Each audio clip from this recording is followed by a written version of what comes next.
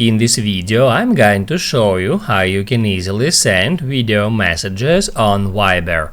Be sure to watch the video to the very end so you don't make any mistakes, and of course do not forget to like this video and subscribe to my channel. Thanks guys. So let's get started, and first off, open up Viber app and then just get into some conversation.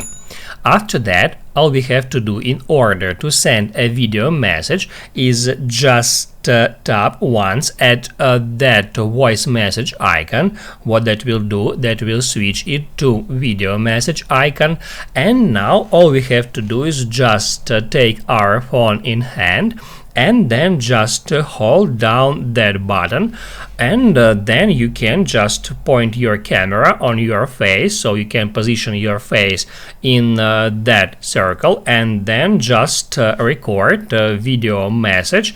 And once you lift off your finger from the screen, that will automatically send this message to that conversation. That's how it's done.